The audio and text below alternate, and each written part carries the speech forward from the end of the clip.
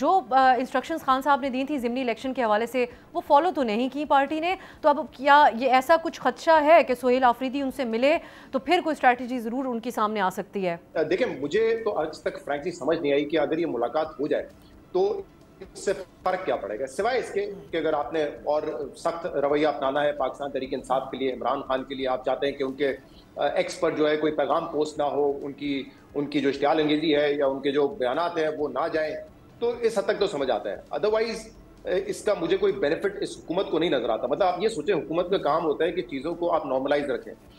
हर मंगल को और जुमेरात को एक तमाशा लगे अडियाला जेल के बाहर, ये कैसे सूट करता है आपको? मुझे तो इसकी मंतक नहीं समझ आती।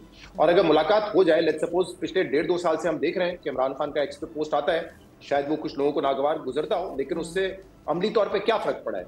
क्या पाकिस्तान तहरीक इंसाफ की सियासत बेहतर हो गई है? क्या इमरान खान साहब उससे रिहा हो गए हैं? क्या बाई इलेक्शन उसकी वजह से जीत गए ये लोग? कुछ भी ऐसा नहीं है। बज़ाहिर तो हुकूमत के और इस रजीम के तमाम चीज़ें अंडर कंट्रोल हैं और वो अपनी पावर को 26वीं तरमीम और 27वीं तरमीम के जरिए कंसोलिडेट कर रहे हैं। तो इस वक्त ये हंगामा राई करना, मुलाकात ना करने देना, मेरे ख्याल से ये हुकूमत का ही इसमें नुकसान है। जो सिग्नल जाता है यहाँ पे देखना, हर साथी, यहाँ पे तो साफियों को भी आप कैटेगराइज कर सकते हैं, लेकिन हर साथी जो है वो यही कहता है कि आईन और कानून के मुताबिक हक है उनको मिलने का, तो मिलने दिया जाए।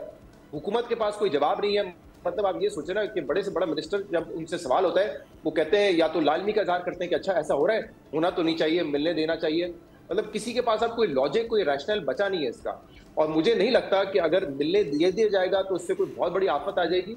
ये हुकूमत अपने आप को मजबूत कर चुकी है, सिक्योर कर चुकी है, तो उनको कोई खतरा नहीं है चीज से। सब्सक्राइब करें और बेल दबाएं ताकि कोई खबर रह न जाए।